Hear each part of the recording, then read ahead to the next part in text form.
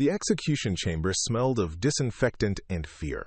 Captain Elena Vasquez stood at attention beside the condemned man's chair, her fingers trembling imperceptibly as she reached for the black military cap that sat askew on his weathered head. The prisoner, a man whose identity remained classified even now, stared straight ahead with eyes that held secrets deeper than the ocean trenches. "Remove it," barked Colonel Morrison, his voice echoing off the sterile walls. "Regulation states all personal effects must be catalogued before." Elena's hand froze as her fingertips brushed the worn fabric. Something wasn't right. The cap felt different, heavier somehow, as if it carried the weight of more than just military protocol. The condemned man's eyes flickered toward her for just a moment, and in that brief glance, she saw something that made her blood run cold. Recognition. She lifted the cap slowly, professionally, but as she turned it over to place it in the evidence bag, her breath caught in her throat. There, stitched into the inner crown with thread so fine it was almost invisible, was an insignia she hadn't seen in 5 years. An insignia that shouldn't exist. An insignia that marked the bearer as part of Operation Nightfall, a mission so classified that officially it had never happened. The symbol was elegant in its simplicity, a crescent moon bisected by a single star embroidered in silver thread that caught the harsh fluorescent light. But it was the small number beneath it that made Elena's heart race, 247, her number. Her code from a life she'd left behind, from operations that existed only in the deepest vaults of military intelligence. "Captain Vasquez?" Colonel Morrison's voice seemed to come from very far away. "Is there a problem?" Elena's mind raced.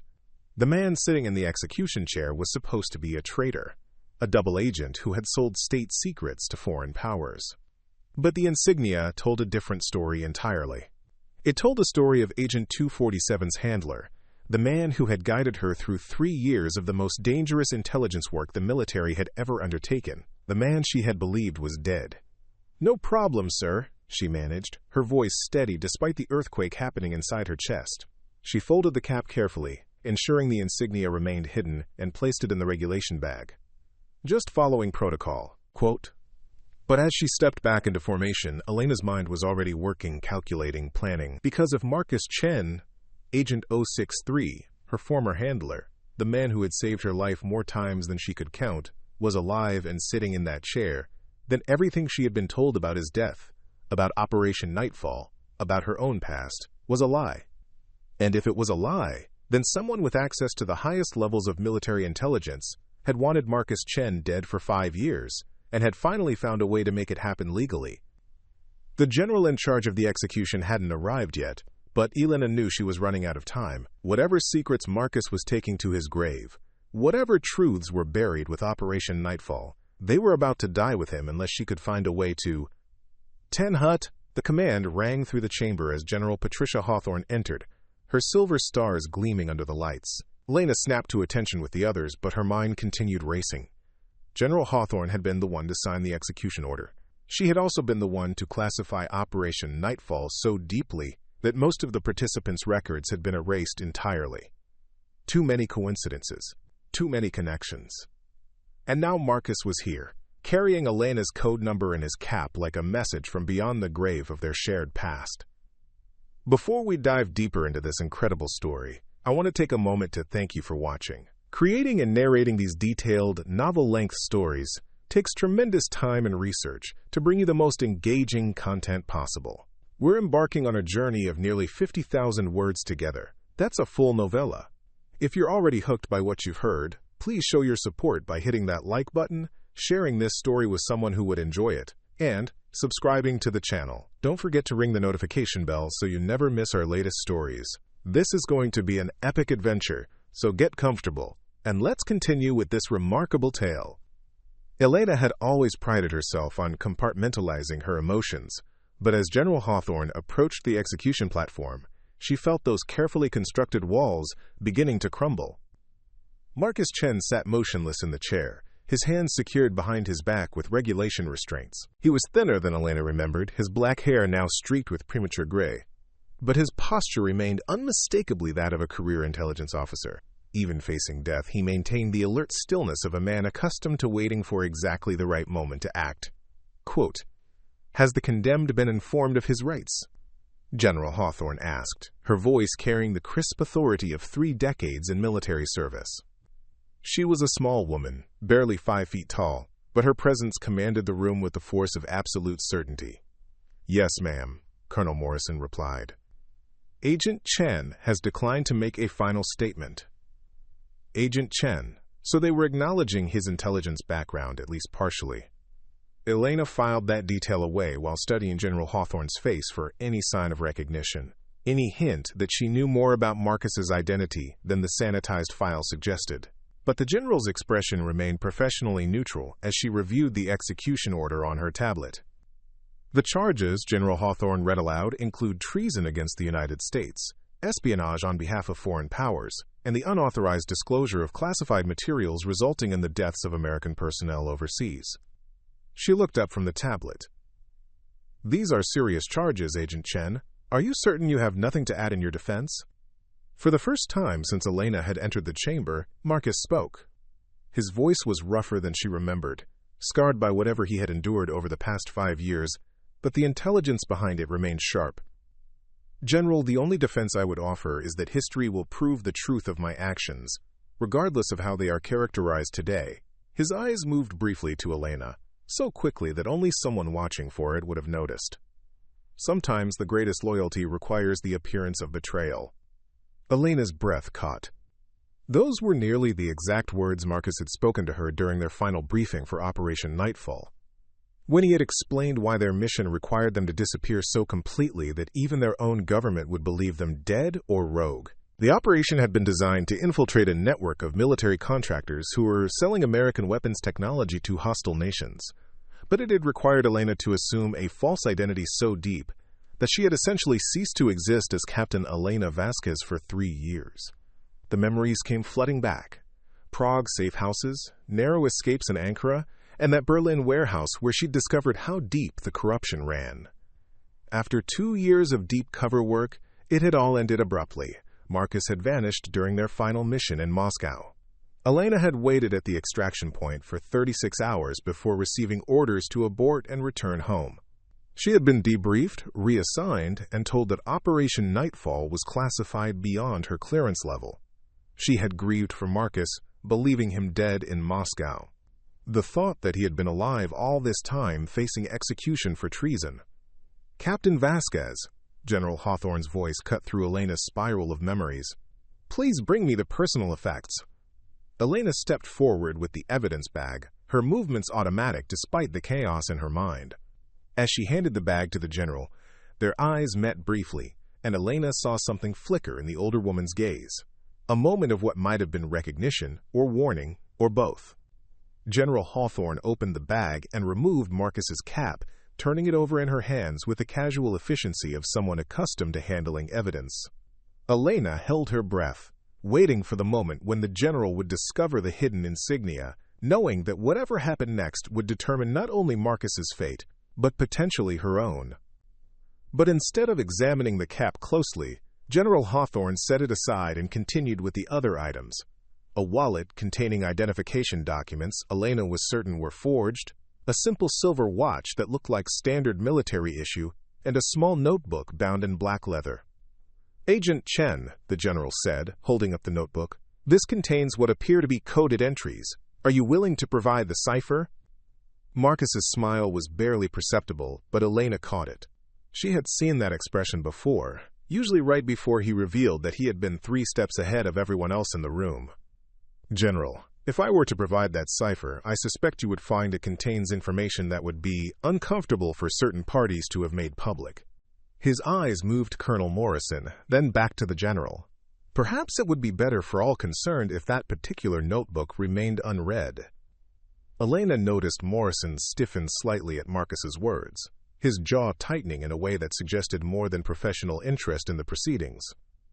She filed that observation away, along with the growing list of anomalies surrounding this execution. General Hawthorne studied the notebook for a long moment, then placed it back on the table with the other effects. "Very well. Agent Chen, you have been found guilty by court-martial of the charges read against you. Do you have any final words?" "Only this, General," Marcus replied, his voice carrying clearly through the chamber. The truth has a way of surfacing, regardless of how deeply it's buried. And sometimes the greatest act of patriotism is the one that appears most treacherous to those who have forgotten what they swore to protect. Elena felt tears threatening at the corners of her eyes. Those words, too, echoed conversations from their shared past, principles they had discussed during the long nights of waiting and watching that had defined their work together. Marcus was speaking to her, she realized, using the coded language of their shared experience to communicate something vital in what might be his final moments. But what was he trying to tell her? General Hawthorne nodded to the execution team, and Elena watched in growing horror as they began their final preparations. She had perhaps minutes left to make a decision that would change the course of her life. She could maintain her silence, follow orders, and watch Marcus die while taking whatever secrets he carried to his grave. Or she could act on the faith that had once defined their partnership, trust that Marcus had a reason for carrying her code number into this chamber, and find a way to stop this execution. The decision crystallized with sudden clarity. If Marcus was here, facing execution for treason, then the network they had tried to expose was still operating. As the execution team completed their preparations, Elena made her choice. She stepped forward, her voice carrying the authority of an officer with nothing left to lose. "General Hawthorne, I need to report new evidence in this case." The chamber fell silent. Every eye turned toward Elena, and she felt the weight of their attention like a physical force. But it was Marcus's gaze that steadied her, the slight nod of approval that told her she had chosen correctly. "Captain Vasquez," General Hawthorne said slowly, "what evidence?" Elena reached for the evidence bag, her hand steady, despite the magnitude of what she was about to do. "Ma'am, I need to show you something that was concealed in the condemned man's cap. Something that suggests this execution may be based on incomplete intelligence." She removed the cap and turned it over, revealing the hidden insignia stitched into the crown. The silver thread caught the light like a beacon, and Elena heard Colonel Morrison's sharp intake of breath behind her. General Hawthorne stared at the insignia for a long moment, her face unreadable. When she finally spoke, her voice carried a weight that seemed to fill the chamber. "Where did you learn to recognize that symbol, Captain?" Elena met the general's gaze squarely. "Operation Nightfall, ma'am. I was Agent 247. The admission hung in the air like a confession, and Elena saw the immediate recognition in General Hawthorne's eyes. But it was Colonel Morrison's reaction that confirmed her suspicions about the nature of this execution. His face had gone pale, and his hand moved instinctively toward his sidearm before he caught himself and forced his arm back to his side. "I think," General Hawthorne said quietly, "we need to have a private conversation about this case. Colonel Morrison, clear the chamber. Captain Vasquez, Agent Chen, you'll remain here under guard while I make some calls." As the other personnel filed out, Elena caught Marcus's eye. He mouthed a single word that made her blood run cold: "Run!" But it was too late for running. The chamber doors sealed with the hydraulic hiss of maximum security locks, and Elena realized that by revealing the insignia, she had set in motion events that would either expose the truth about Operation Nightfall or ensure that both she and Marcus disappeared forever. The game, as Marcus had always said, was now afoot. General Hawthorne waited until the chamber was empty except for the 2 guards she had ordered to remain before speaking again. Her voice, when it came, was barely above a whisper, but it carried the authority of absolute command. "Agent Chen, Agent 247, I'm going to ask you both a question, and I want completely honest answers. Is Operation Nightfall still active?" Elena felt the world shift beneath her feet. The question implied that General Hawthorne not only knew about the operation, but believed it might never have ended, which meant that everything Elena had been told about its conclusion, about Marcus's death, about the successful completion of their mission, had been a carefully constructed lie. Marcus spoke first, his voice steady despite the restraints and the proximity of death. "General, Operation Nightfall achieved its primary objective of identifying the network selling American weapons technology to hostile nations. However, the elimination of that network was never completed. Because you were extracted before the final phase," Elena added, the pieces falling into place in her mind. "They told me you were dead, that the operation was over, that the intelligence we had gathered was being acted upon through proper channels." "The intelligence you gathered," General Hawthorne said, identified a network of corruption that reached into the highest levels of American military command. Acting on it through have been impossible, because some of those proper channels were part of the network itself. Elena stared at the general, understanding flooding through her like ice water. You've known all along. I suspected, General Hawthorne corrected. Agent Chen's apparent defection 5 years ago gave me the confirmation I needed, but not the proof required to act. His presence here, facing execution for treason, suggests that the network has finally decided he poses too great a threat to remain alive. Then why haven't you stopped this? Elena demanded, her carefully maintained military discipline beginning to crack under the strain of revelation. Because, Agent 247, stopping it without absolute proof would only drive the network deeper underground and ensure that both of you died in unfortunate accidents rather than official executions. But now, with Agent Chen's capture and the discovery of that insignia, we may finally have the evidence we need to bring down the entire conspiracy. Elena felt a chill run down her spine. You're using us as bait. I'm using you as the key to unlock 5 years of careful investigation, General Hawthorne replied. The question is whether you're willing to complete the mission you started, knowing that the risks have only grown more deadly with time. Marcus spoke quietly from his chair. General, with respect, Agent 247 has been out of the game for 5 years. She's built a new life, a clean identity. Asking her to return to Operation Nightfall now.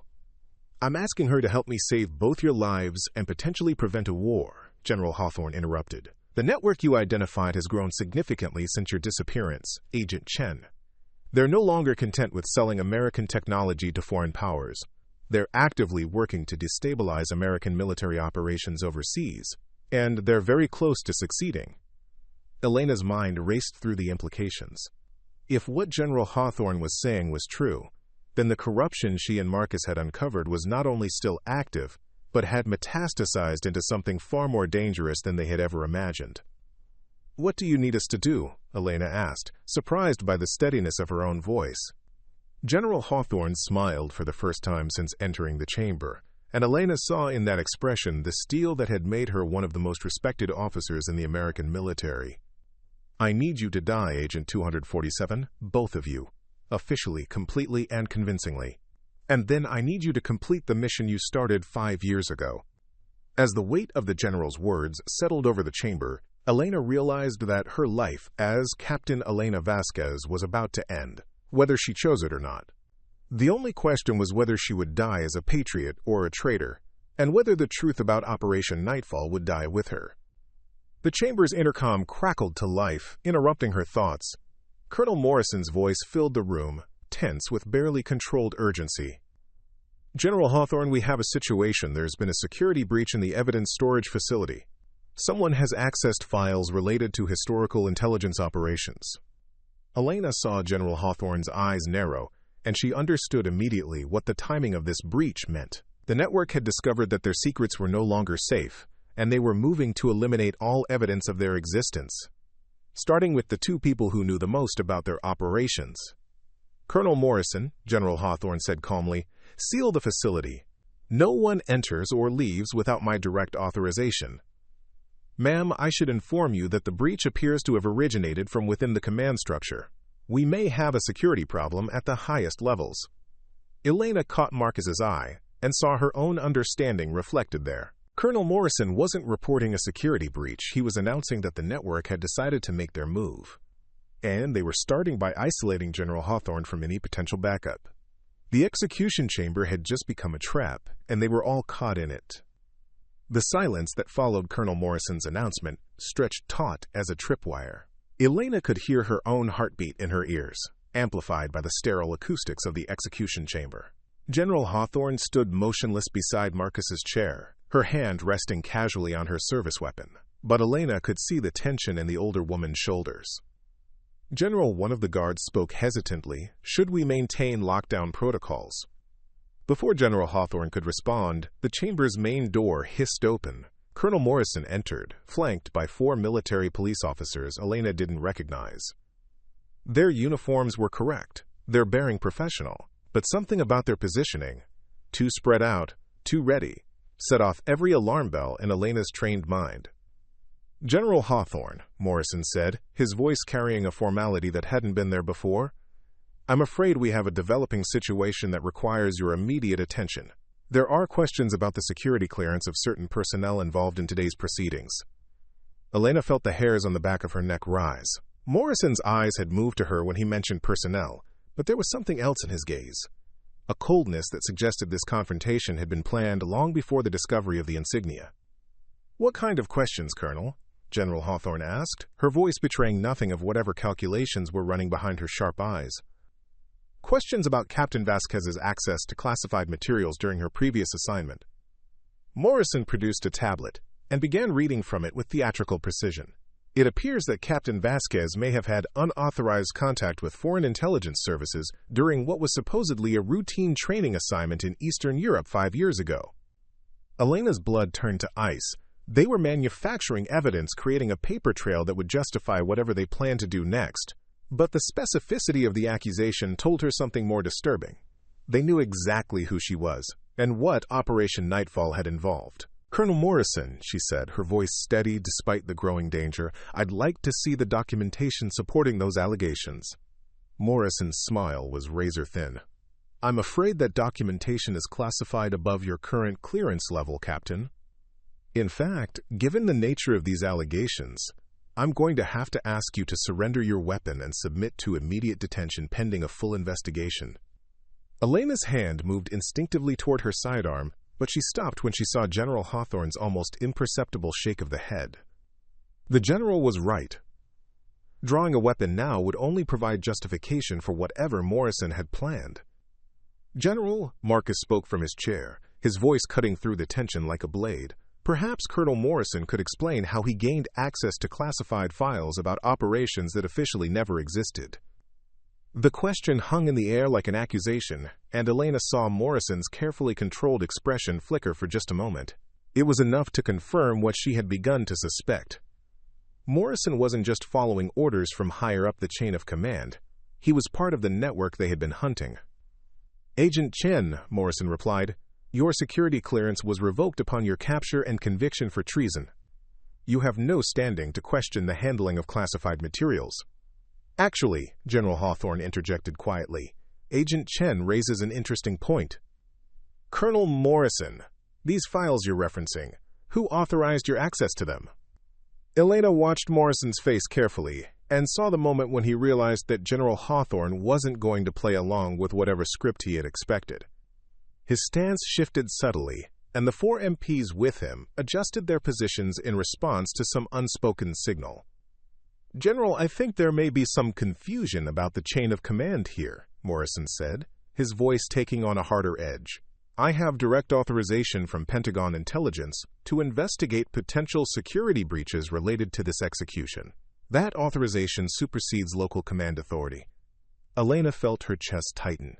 Morrison was making his move, using the cover of security protocols to isolate them from any outside help. But something about his approach felt rushed, desperate even. As if events were forcing his hand before he was completely ready. Colonel, General Hawthorne said, her voice carrying the quiet authority that had made her legendary in military circles. I'm going to need to see that authorization in writing. Of course, ma'am. Morrison gestured to one of the MPs who stepped forward with an official-looking document. But as he handed it over, Elena noticed something that made her pulse quicken. The man's weapon wasn't standard military issue. It was a civilian contractor's pistol, modified for close-quarters work. These weren't military police. They were private security, dressed to look like MPs. Elena caught General Hawthorne's eye and made a subtle gesture toward the fake MP's weapon. The general's expression didn't change, but Elena saw understanding flash in her gaze. Whatever was happening here, it was moving beyond official channels into something far more dangerous.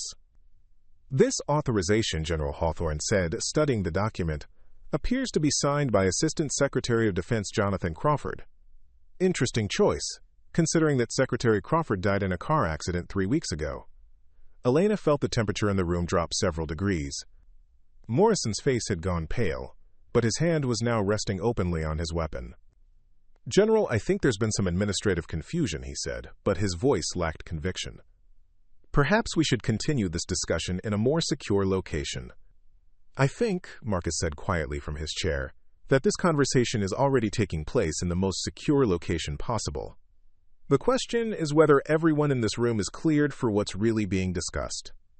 Elena understood immediately what Marcus was doing. He was forcing Morrison and his team to reveal their true intentions, pushing them past the point where they could maintain their official cover. It was a dangerous gambit, but it was also their only chance to understand the full scope of what they were facing. Morrison's facade finally cracked completely. His hand moved to his weapon with practiced ease, and the 4 fake MPs followed suit.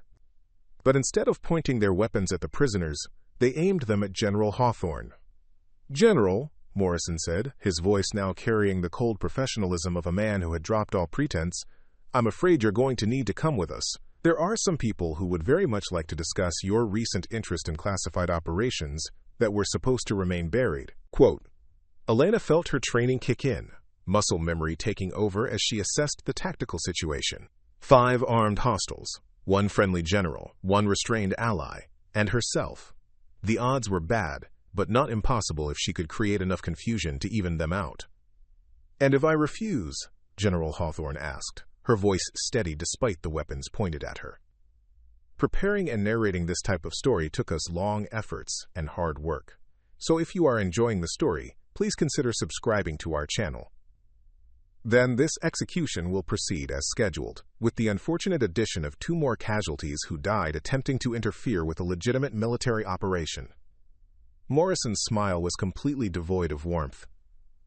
"The paperwork is already prepared, General. Captain Vasquez and Agent Chen died resisting arrest on charges of treason and conspiracy. You died attempting to aid their escape. Very tragic, but these things happen in high-security situations." Elena realized with crystal clarity that they had walked into a trap that had been years in the making. Morrison and his network had been waiting for exactly this moment, when the surviving members of Operation Nightfall would be gathered in one place, isolated from backup, ready to be eliminated permanently.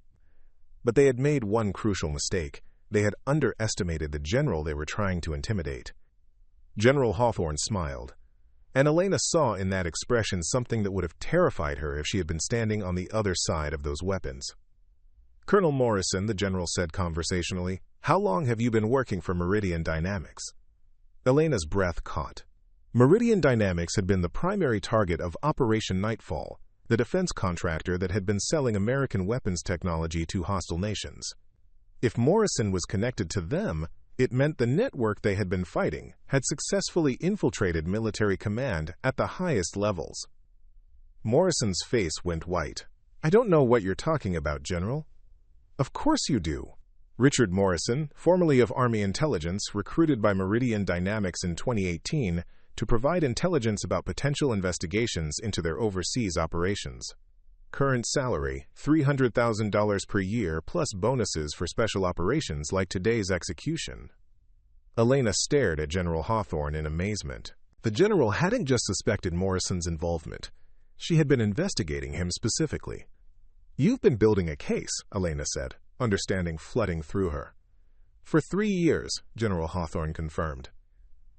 "Ever since Agent Chen's supposed defection led me to start asking questions about who had access to Operation Nightfall's intelligence. The list of possibilities was very short, and Colonel Morrison's name was at the top." Morrison raised his weapon, his professional calm finally cracking completely.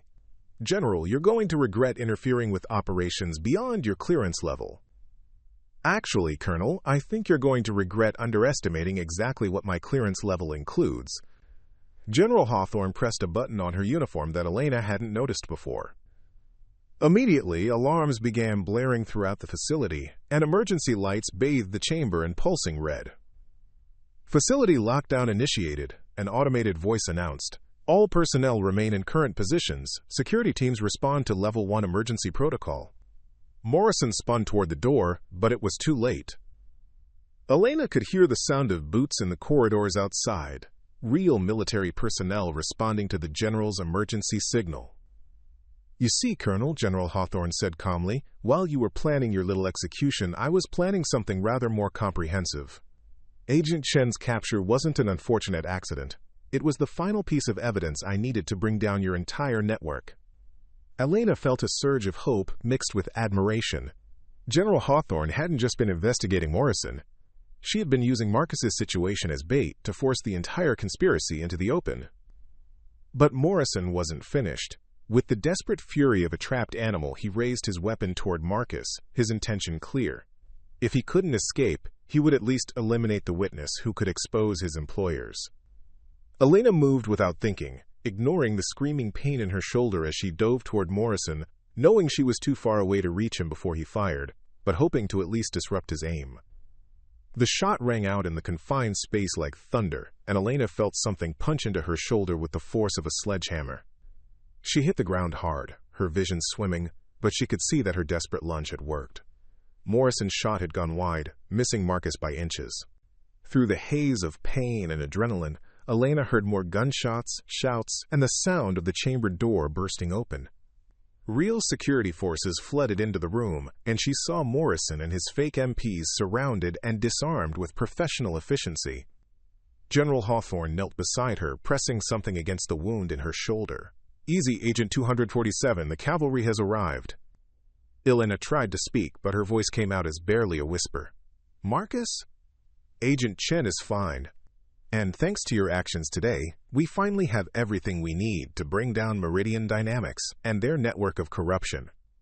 As medical personnel arrived and began working on her shoulder, Elena felt a strange sense of completion.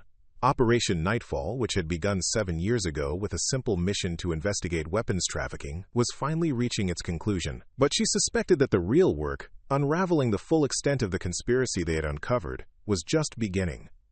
"General," she managed to say as the medics prepared to move her, "what happens now?" General Hawthorne's smile was grim, but satisfied. "Now, Agent 247, we finish what you and Agent Chen started. And this time, we make sure it stays finished." As Elena was wheeled out of the execution chamber, she caught sight of Marcus being released from his restraints by a team of genuine military personnel.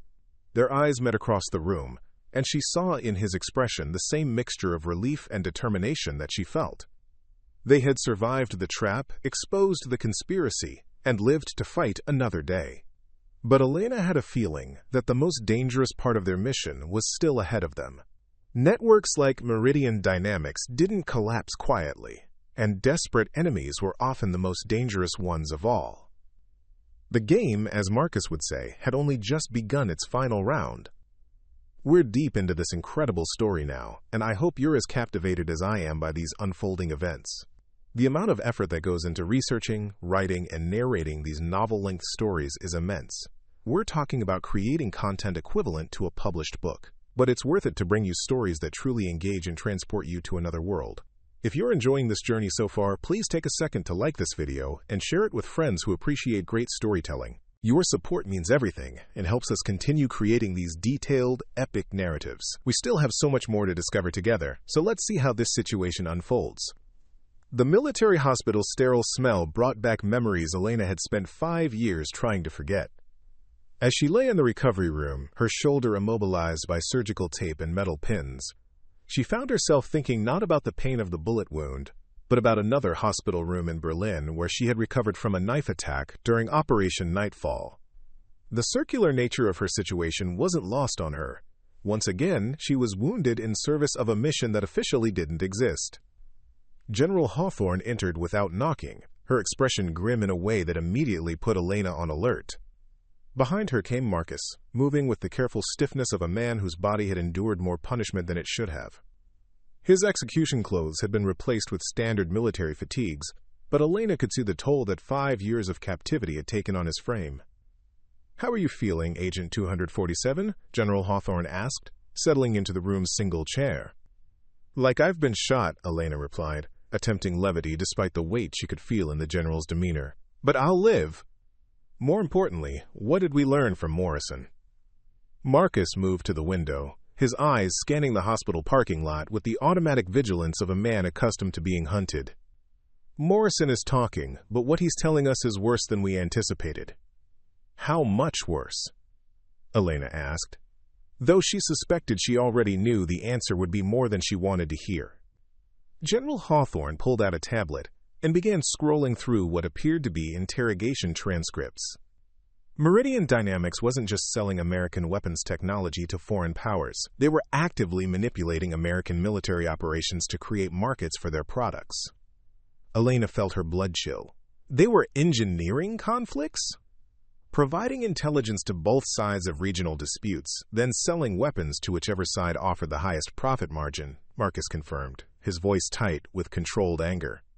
The weapons cache you and I discovered in Prague 5 years ago, that was just one distribution point in a network that spans 3 continents. And Morrison's role?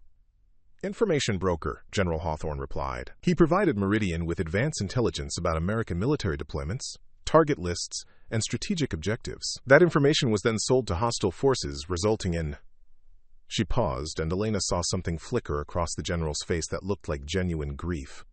Resulting in American casualties, Elena finished, understanding flooding through her like ice water. They were getting our people killed for profit. 47 confirmed deaths over the past 3 years, Marcus said quietly. Soldiers who walked into ambushes that shouldn't have been possible. Special operations teams whose covers were blown before they even reached their targets. Intelligence assets who were captured or killed because their identities were compromised. Elena closed her eyes, overwhelmed by the magnitude of the betrayal they had uncovered. She had thought Operation Nightfall was about stopping weapons trafficking, but it had actually been about preventing mass murder for profit. There's more, General Hawthorne said, her voice carrying a weight that suggested even worse revelations were coming. Morrison provided us with a list of Meridian's current assets within the American military command structure. The network is larger than we imagined. She handed Elena the tablet, and Elena felt her stomach drop as she scanned the names. Colonels, generals, senior intelligence officers, dozens of them, spread across every branch of the military and embedded in critical positions throughout the command structure. Jesus, Elena whispered, how long has this been going on? Based on Morrison's testimony, at least 8 years, General Hawthorne replied. Meridian began recruiting assets shortly after they lost several major defense contracts to competitors. Their initial goal was corporate espionage, but when they realized how much money could be made by manipulating conflicts directly, they expanded their operations. Marcus turned from the window, his face etched with the kind of exhaustion that came from carrying impossible burdens.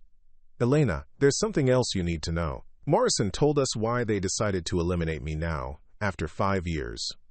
Elena looked between Marcus and the general, sensing that whatever was coming would change everything again. They're planning something big, Marcus continued. A false flag operation designed to justify American military intervention in the South China Sea. Meridian has been positioning assets on both sides of the conflict, and they stand to make billions from the resulting arms sales. When? Elena asked, though she dreaded the answer. 72 hours, General Hawthorne said. A Chinese naval vessel is scheduled to conduct routine training exercises near disputed waters. Meridian has arranged for that vessel to be attacked by what will appear to be Taiwanese forces, using American-supplied weapons they've secretly provided to a militant faction. Elena's mind raced through the implications. The Chinese will retaliate against Taiwan, the Taiwanese will call for American protection under our Mutual Defense Treaty, and will be drawn into a shooting war that could escalate to global conflict. While Meridian supplies weapons to all parties involved, Marcus added grimly, the death toll could reach millions, and the profit margins will be unprecedented. Elena struggled to sit up despite the pain in her shoulder. We have to stop it. That, General Hawthorne said, is exactly what we intend to do, but it's going to require completing Operation Nightfall in a way that none of us anticipated when it began. She activated a secure communications device, and the room's wall screen flickered to life, displaying what appeared to be a high-tech command center. Elena could see dozens of personnel working at computer stations, and she recognized the setup as the kind of facility used for coordinating complex intelligence operations. Welcome to Operation Nightfall Phase 2, General Hawthorne announced. For the past 3 years, while you both believed yourselves to be out of the game, I've been building a task force specifically designed to dismantle networks like Meridian Dynamics. We have cyber warfare specialists, financial investigators, international law enforcement contacts, and enough legal authority to move against targets on 3 continents simultaneously. Elena stared at the screen in amazement. You've been planning this since Marcus disappeared. Since the moment I realized that his apparent defection was too convenient, too perfectly timed to be coincidental, the general confirmed. Agent Chen, your capture wasn't an accident. Meridian has been hunting you for 5 years because you're the only person outside their organization who had access to their complete operational files. Marcus nodded slowly. The data I extracted from their Moscow facility before I was captured. I thought it had been lost when they took me. It was lost, General Hawthorne said, but not destroyed. Our intelligence suggests that Meridian believes you memorized critical portions of their network structure and client lists. They need you dead to ensure their operational security. But they also needed to do it officially, Elena added, understanding the complexity of the trap they had walked into. A quiet assassination would have raised questions. An official execution for treason would have closed the books permanently. Exactly, which brings us to the current situation. General Hawthorne gestured toward the screen, where Elena could see what appeared to be real-time intelligence feeds from locations around the globe. We have 72 hours to identify and neutralize Meridian's false flag operation, arrest their assets within the American military, and gather enough evidence to prosecute them for war crimes and treason. Elena felt a familiar surge of adrenaline, the same sensation she had experienced at the beginning of every major operation during her intelligence career. But this time, the stakes were higher than anything she had faced before. "What do you need us to do?" she asked. Agent Chen, your knowledge of Meridian's operational structure is going to be critical for identifying their assets in the South China Sea region. Agent 247, your field experience and tactical expertise will be essential for the infiltration operations we're planning. Elena gestured toward her injured shoulder. I'm not exactly in fighting condition, General. You will be, Marcus said quietly. Elena, show her your arm. Confused, Elena pulled back the hospital gown to reveal her shoulder bandage. But Marcus was pointing to something else, a small tattoo on her upper arm that she had gotten during Operation Nightfall. It was supposed to be a simple compass rose, a navigational symbol that would blend in with the other tattoos common among military personnel. But as Elena looked at it now, she realized that the design wasn't quite what she remembered. The cardinal points of the compass contained tiny symbols that she had never noticed before, microscopic details that were only visible under certain lighting conditions. Marcus, what did you do to my tattoo? His smile was the first genuine expression of warmth she had seen from him since their reunion. Emergency protocol, Elena. The night before our final mission in Moscow, I arranged for your tattoo to be modified with information that could be critical if something went wrong. Elena stared at her arm in disbelief. You hid intelligence data in my tattoo without telling me? I hid the access codes to Meridian's financial network, Marcus replied. Accounts, transfer protocols, client payment schedules, everything we would need to trace their money and identify their current operations. General Hawthorne leaned forward, her eyes bright with possibilities. Agent 247, you've been carrying the key to bringing down Meridian Dynamics for 5 years without knowing it. Elena felt a mixture of amazement and violation. Marcus had literally made her into a living intelligence asset without her knowledge or consent, but she also understood the tactical genius of the decision. Even if Meridian had captured both of them, they never would have thought to look for critical data hidden in what appeared to be a decorative tattoo. How do we extract the information? She asked.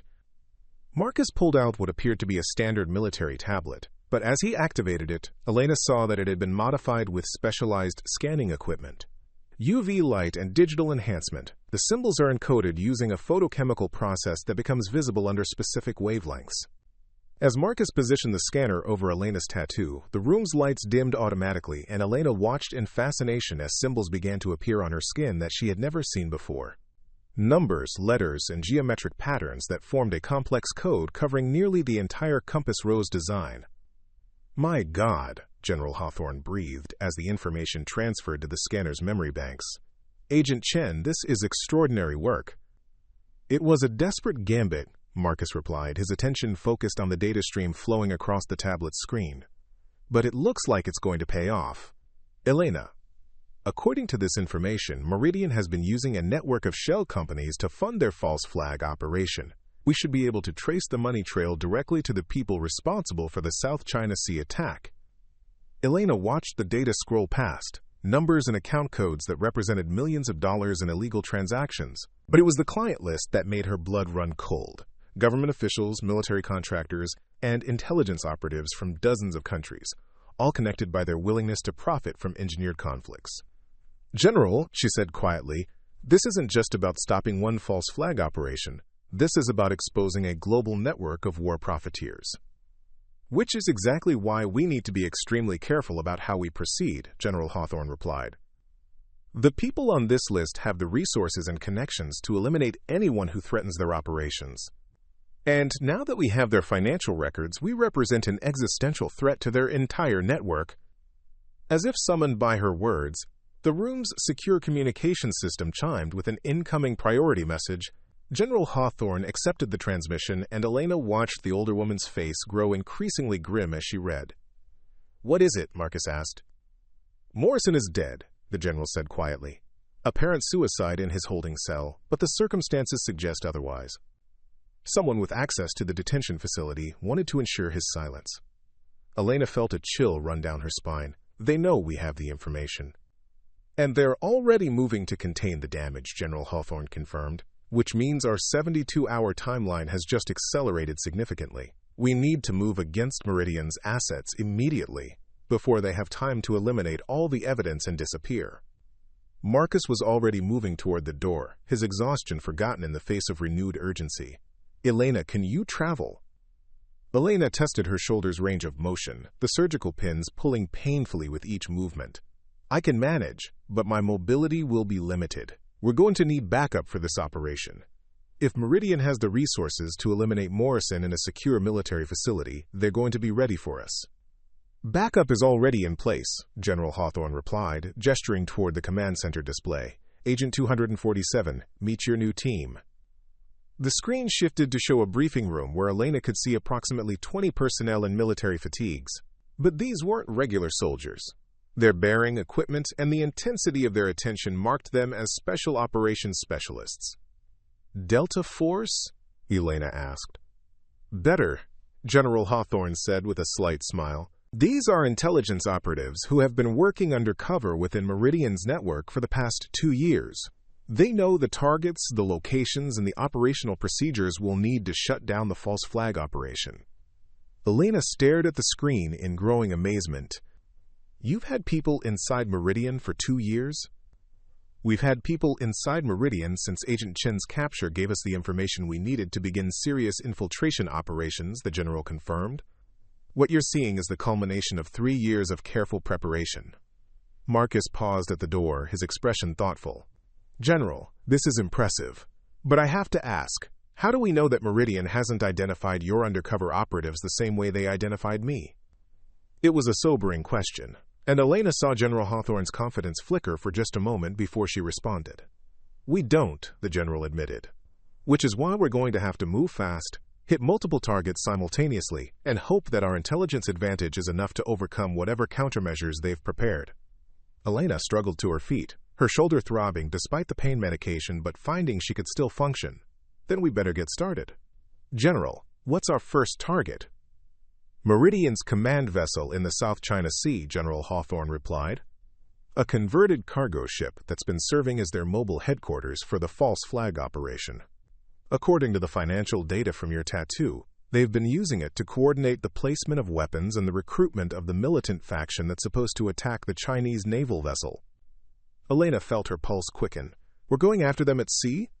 "We're going after them before they can complete their preparations," Marcus corrected. "Elena, this is going to be the most dangerous operation either of us has ever attempted. Meridian has had 5 years to prepare their defenses, and they know we're coming." "Then we better make sure they don't see us coming until it's too late," Elena replied, feeling the familiar clarity that came with accepting an impossible mission. As they prepared to leave the hospital room, Elena caught sight of herself in the mirror and was struck by how much she had changed in just the past day. When she had entered the execution chamber as Captain Elena Vasquez, she had been a military officer trying to forget her past as an intelligence operative. Now, looking at her reflection, she saw Agent 247 staring back, scarred, determined, and ready to finish the mission that had defined her life. The game was entering its final phase, and this time she intended to win. The aircraft carrier USS Nimitz cut through the South China Sea's choppy waters like a blade through silk, its massive hull displacing thousands of tons of seawater as it maintained position approximately 200 nautical miles from the disputed Spratly Islands. Elena stood on the flight deck, watching the controlled chaos of naval aviation operations while her mind processed the intelligence briefing she had received an hour earlier. Marcus approached from the island superstructure, moving with more of his old confidence now that he was back in an operational environment. The past 18 hours had transformed him from a condemned prisoner into the sharp intelligence operative Elena remembered from their previous partnership. But she could see the strain in his eyes, the weight of 5 years of captivity, and the knowledge of what they were racing to prevent. "The insertion team is ready," he reported, gesturing toward a modified helicopter that was being prepped for launch. "But Elena, we've got a problem with the intelligence package." Elena turned her attention from the ocean to Marcus's troubled expression. "What kind of problem?" "The financial data from your tattoo led us to Meridian's command vessel, but when our reconnaissance drones reached the coordinates, they found 3 identical ships instead of 1. Marcus handed her a tablet displaying aerial surveillance footage. All 3 vessels match the profile of Meridian's mobile headquarters, and all 3 are showing the electronic signatures we'd expect from their operations. Elena studied the images, her trained eye picking out details that might provide clues about which vessel was their real target. But the ships were indeed nearly identical. Converted cargo vessels with sophisticated communications arrays and defensive systems that marked them as military assets rather than civilian transport. "Shell game," she said finally. "They're using decoys to split our attention and force us to spread our resources too thin." "That's what General Hawthorne thinks as well," Marcus confirmed. "But we don't have the luxury of hitting all 3 targets simultaneously. Our intelligence suggests that the false flag attack is scheduled to begin in less than 36 hours, and we need to neutralize their command structure before they can give the final authorization."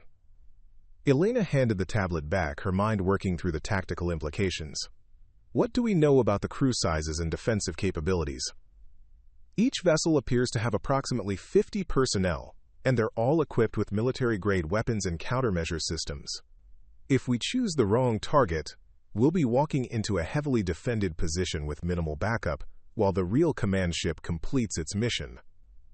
The weight of the decision settled over Elena like a lead blanket. Choose correctly, and they might prevent a war that could kill millions. Choose incorrectly, and they would not only fail in their mission, but likely die in the attempt. "Marcus, show me the financial data again. The specific accounts that were funding the operation." Marcus activated the tablet's secure files, and Elena watched the complex web of monetary transactions that her tattoo had revealed. Numbers, dates, and account codes flashed past, but she was looking for patterns that might indicate which of the 3 vessels was receiving the most operational funding. "There," she said, pointing to a series of large transfers that had occurred within the past week. "Those payments are going to an account that's been active longer than the others. If I had to guess, I'd say that's funding for the primary command vessel, while the other accounts are supporting the decoys." Marcus studied the data with the intensity of a man whose life depended on getting the analysis right. "It's possible, but Elena, if we're wrong..." "If we're wrong, then we're wrong," Elena replied with more confidence than she felt. "But sitting here analyzing data while the clock runs down isn't going to save those Chinese sailors or prevent a war." A new voice cut through their conversation. "Agent 247, Agent Chen. We have an update from General Hawthorne." Elena turned to see Commander Walsh, the Nimitz's intelligence officer, approaching with the kind of expression that suggested bad news was incoming. Commander Walsh was a compact woman with sharp features and the no-nonsense bearing of someone accustomed to dealing with classified information under pressure. "What's the update, Commander?" Elena asked. "General Hawthorne's task force has begun simultaneous raids on Meridian's assets within the American military command structure," Walsh replied, consulting her secure tablet. "Initial results are concerning." Elena felt her stomach drop. "How concerning?" Of the 12 high-value targets they attempted to arrest this morning, 8 had already disappeared from their assigned posts. Clean disappearances, no forwarding addresses, no records of transfer orders, no digital footprints. They've gone completely off the grid. Marcus whistled softly. Meridian's network had advance warning. "That's General Hawthorne's assessment as well," Commander Walsh confirmed, "which means they know we're coming, and they've had time to prepare countermeasures for our operation here." Elena stared out at the ocean, watching the sun begin its descent toward the horizon. Somewhere out there, 3 ships waited in the gathering darkness, one of which contained the key to preventing a global catastrophe. But now she knew that whatever defenses those ships carried, they would be ready for exactly the kind of assault she and Marcus were planning. "Commander, what assets do we have available for the insertion?" she asked. "One modified MH-60 Seahawk helicopter with a crew of 4, plus a 6-person special operations team that's been training specifically for maritime boarding operations," Walsh replied. "The team is good, Agent 247, but they're not equipped for the kind of resistance you're likely to encounter if Meridian knows you're coming." Elena felt the familiar weight of command decisions, the knowledge that the choices she made in the next few minutes would determine not only the success of their mission but the survival of everyone involved. "Marcus, what's your assessment of the tactical situation?" Marcus was quiet for a long moment, his eyes focused on the intelligence data still displayed on the tablet. When he spoke, his voice carried the certainty of a man who had spent 5 years thinking about exactly this kind of scenario. "Elena, I think we're looking at this backwards. We've been assuming that our goal is to identify and board the correct command vessel. But what if our real goal is to force Meridian to reveal which ship is the real target?" Elena studied Marcus's expression, seeing the calculating intelligence that had made him such an effective handler during their original partnership. "What are you thinking?" Quote, "I'm thinking that Meridian's greatest weakness right now is their timeline. They have less than 36 hours to coordinate the false flag attack, which means they can't afford to maintain radio silence indefinitely. At some point, the real command ship is going to have to break communication protocols to give final orders to their assets in the field." Elena felt understanding dawn like sunrise. "We force them to communicate by creating a crisis they have to respond to." "Exactly. We don't try to guess which ship is the real target. We create a situation that requires the command vessel to reveal itself through its actions." Commander Walsh looked between them with growing interest. "What kind of situation?" Elena's mind was already working through the possibilities, her tactical training combining with her knowledge of Meridian's operational methods to produce a plan that was either brilliant or completely insane. "We attack all 3 ships simultaneously," she said finally, "but not to board them. We disable their defensive systems and communications arrays, then sit back and watch to see which one tries to re-establish contact with their field assets." Marcus's smile was sharp as a blade. "The decoys will maintain radio silence because they don't have any field assets to coordinate, but the real command ship will have to risk exposure to ensure their false flag operation stays on schedule." Commander Walsh stared at them both with a mixture of admiration and concern. "That's a hell of a gambit. You're talking about conducting 3 coordinated attacks with minimal intelligence about enemy capabilities, then hoping you can identify and board the correct target before they complete their mission." "It's better than guessing wrong and walking into a trap," Elena replied. "Commander, can the Nimitz provide fire support for that kind of operation?"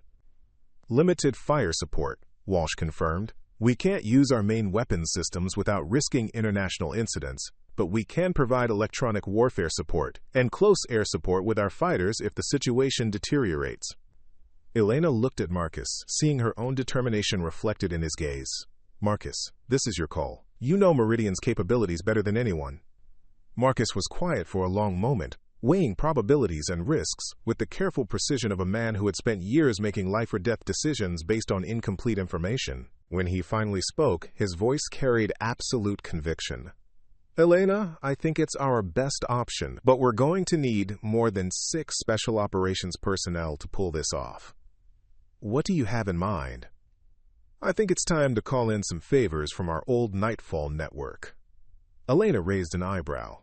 "I thought our old network was compromised." "Some of it was compromised," Marcus corrected. "But Elena, do you remember Agent 19, the one who disappeared after our Berlin operation?" Elena felt her pulse quicken. Agent 19 had been Marcus's other protege, a brilliant operative who had specialized in electronic warfare and cyber operations. She had vanished during the same mission that had supposedly killed Marcus, and Elena had assumed she was dead. "Don't tell me she's been alive this whole time, too."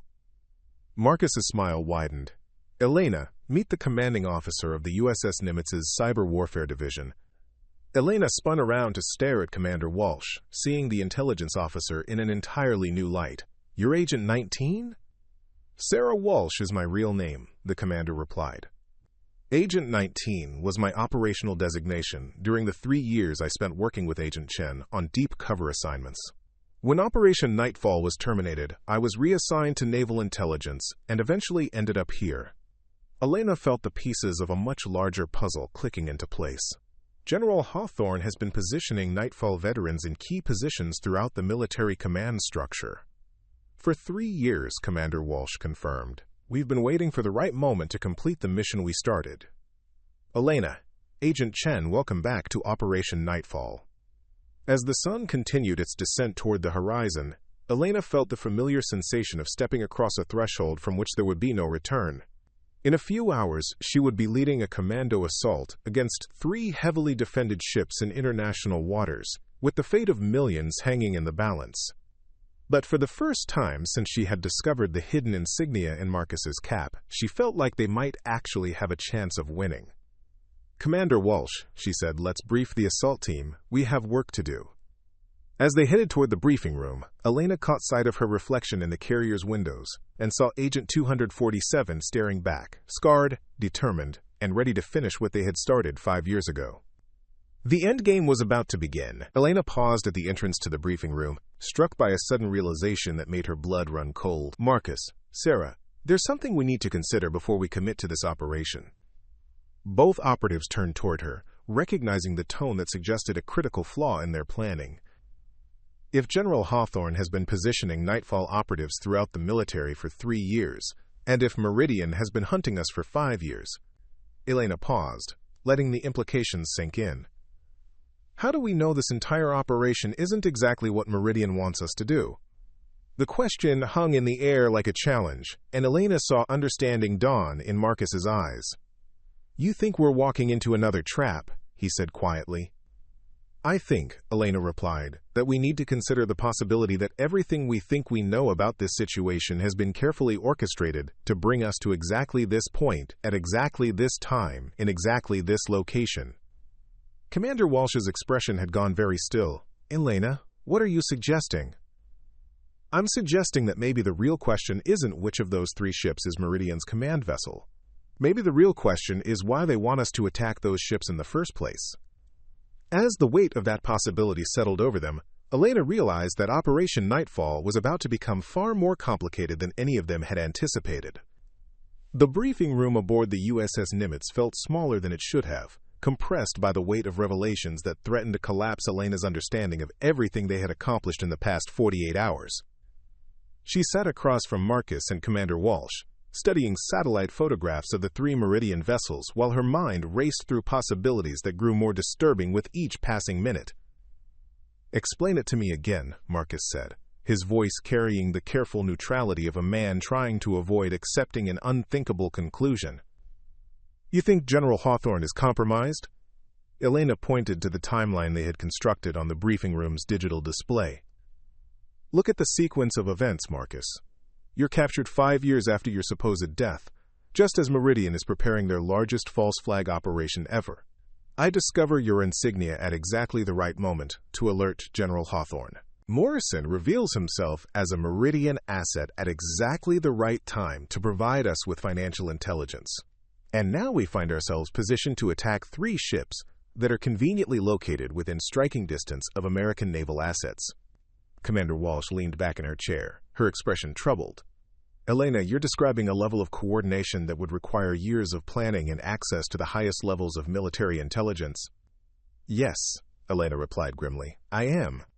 Marcus stood and began pacing, a habit Elena remembered from their most difficult strategic sessions during the original Operation Nightfall. But Elena, if General Hawthorne is working with Meridian, then why did she expose Morrison? Why reveal the financial network? Because, Elena said, the pieces finally clicking into place with horrible clarity, they needed us to have that information. They needed us to believe we could trace Meridian's operations and disrupt their false flag attack. But what if the real false flag isn't the Chinese naval vessel? She activated the room's secure communication system and began pulling up intelligence files that she had access to through her restored security clearance. What she found made her stomach drop. Marcus, Sarah, look at this. Elena highlighted a series of naval deployment orders that had been issued over the past week. The USS Nimitz isn't the only American asset in this region. We have 3 carrier battle groups, 2 submarine squadrons, and a marine expeditionary unit, all positioned within 200 nautical miles of those Meridian vessels. Commander Walsh stared at the deployment map with growing horror. That's the largest concentration of American naval power in the South China Sea since World War II.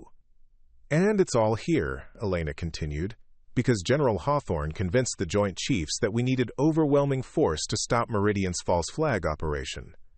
She paused, letting the implications sink in. But what if stopping that operation was never the real goal? Marcus had gone very still, his face pale as understanding dawned. Elena, you're suggesting that the real false flag operation is designed to trigger an American military response that will justify global conflict, Elena finished. Think about it, Marcus. Meridian doesn't just profit from selling weapons. They profit from the chaos that requires those weapons to be used. What could be more profitable than a shooting war between the world's 3 largest military powers? Commander Walsh activated her own terminal, pulling up intelligence assessments that painted an even more disturbing picture. Elena, if you're right, then those 3 Meridian vessels aren't command ships for a false flag operation. They're bait. Bait designed to draw American naval forces into a position where they can be attacked by assets that will be blamed on Chinese or Russian forces, Elena confirmed. The resulting retaliation will escalate into exactly the kind of global conflict that Meridian needs to maximize their profits. Marcus slammed his fist onto the briefing table, his control finally cracking under the weight of the betrayal they had uncovered. God damn it, Elena, if you're right, then we've spent 5 years dancing to Meridian's tune. My capture, your recruitment, our entire investigation. All of it designed to bring us to this moment. Elena felt the familiar hollow sensation of discovering that nothing she believed about her own life was true. But beneath the shock and betrayal, her tactical mind was already working through the immediate implications of their situation.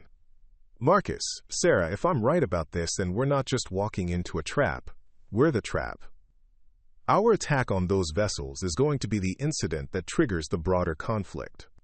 Commander Walsh was already working at her terminal, her fingers flying across the keyboard, as she attempted to access communications with the carrier's command structure. I'm trying to reach Admiral Morrison to warn him about the deployment, but she paused, her face going white. Elena, I can't get through to the Admiral's staff. All communications are being routed through General Hawthorne's task force. Elena felt ice water flooding her veins. They've isolated us. Sarah, can you access the carrier's defensive systems? Commander Walsh's expression grew increasingly grim as she worked through her security protocols. I can access them, but, Elena, there are modifications to the system architecture that I don't recognize. It looks like someone has been installing backdoors into our defensive networks. Backdoors that would allow external control of our weapon systems, Marcus said, his voice carrying the flat certainty of a man who had seen this kind of manipulation before. Elena, they're not just using us as bait. They're planning to use American naval vessels to attack each other. Elena stood abruptly, her injured shoulder protesting the sudden movement. We have to warn the other ships in the battle group, if they're planning to use our own weapons against us. But even as she reached for the communications console, Elena knew it was too late. The trap had been 5 years in the making, and every move they had made had been anticipated and accounted for by an enemy who understood their psychology better than they understood themselves. The lights in the briefing room suddenly dimmed, and the room's secure communication system activated without input from any of the 3 operatives. General Hawthorne's voice filled the space, but there was something different about her tone, a coldness that Elena had never heard before. Agent 247, Agent Chen, Commander Walsh, I trust you've had sufficient time to piece together the situation you find yourselves in. Elena exchanged glances with Marcus and Commander Walsh, seeing her own grim understanding reflected in their faces. General Hawthorne, we need to discuss the intelligence we've uncovered about the Meridian operation. Oh, Agent 247, I think you've uncovered exactly the intelligence you were meant to find, General Hawthorne replied, and now Elena could hear the satisfaction in her voice. You've always been remarkably quick to identify patterns and draw conclusions. It's what made you such an effective operative during the original Operation Nightfall. Marcus stepped closer to the communications console, his voice carrying a deadly quiet that Elena recognized as barely controlled rage. General, How long have you been working for Meridian? Working for them? General Hawthorne's laugh was genuinely amused. Agent Chen, I don't work for Meridian Dynamics, I am Meridian Dynamics. Or rather, I'm the person who created the company to serve as a front for operations that the American military couldn't officially condone. Elena felt the last pieces of the puzzle clicking into place with horrible precision. You've been running both sides of this operation from the beginning. Operation Nightfall wasn't designed to stop weapons trafficking. It was designed to create a network of assets you could manipulate for larger operations. Very good, Agent 247. Operation Nightfall was indeed my creation. Designed to identify and recruit intelligence operatives with the specific skills and psychological profiles needed for the kind of work that Meridian specializes in. You and Agent Chen were my most successful graduates. Commander Walsh had gone very pale, but her voice remained steady. General, the deployment orders that brought 3 carrier battle groups to this region, you issued those orders to position American naval assets for a false flag attack. I issued those orders to position American naval assets exactly where they need to be to trigger the conflict that will reshape global power structures for the next 50 years, General Hawthorne corrected. The South China Sea will become the flashpoint for a war that will eliminate China as a rival to American hegemony and provide justification for military spending that will ensure American dominance for generations. Elena stared at the communications console, overwhelmed by the scope of the betrayal they had uncovered. General, you're talking about starting World War III. I'm talking about ensuring that America wins World War III before it officially begins, General Hawthorne replied. The conflict is inevitable, Agent 247. The only question is whether America emerges from it stronger or weaker than our rivals. My operations ensure that we emerge stronger. Marcus moved toward the room's exit, but Elena heard the unmistakable sound of magnetic locks engaging. They were trapped in the briefing room, isolated from the carrier's crew and unable to warn anyone about what was coming. General, Elena said, fighting to keep her voice steady, what happens to the personnel aboard these ships? The sailors and Marines who are about to become casualties in your false flag operation. They become heroes who died defending American interests against foreign aggression, General Hawthorne replied without hesitation. Their sacrifice will be honored, and their deaths will serve a purpose greater than anything they could have accomplished in peacetime. Elena felt rage building in her chest, a cold fury that threatened to overwhelm her tactical thinking. You're talking about murdering thousands of American military personnel. I'm talking about accepting necessary casualties in service of strategic objectives, General Hawthorne corrected. Agent 247, you of all people should understand the mathematics of warfare. Sometimes victory requires sacrificing pieces to achieve checkmate.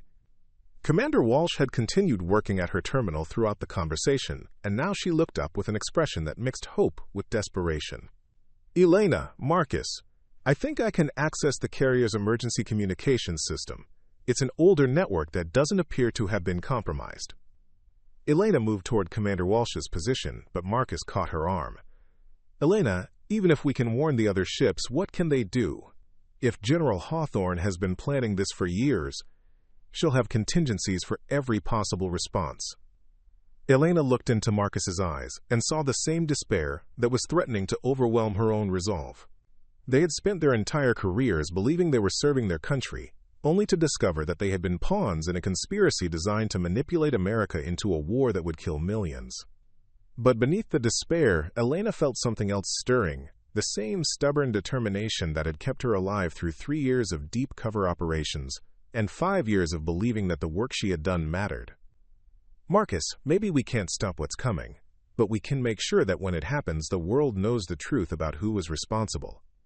She moved to Commander Walsh's terminal and began accessing files that would document everything they had discovered about General Hawthorne's conspiracy. But as her fingers moved across the keyboard, Elena realized that even exposing the truth might not be enough to prevent the catastrophe that was now in motion.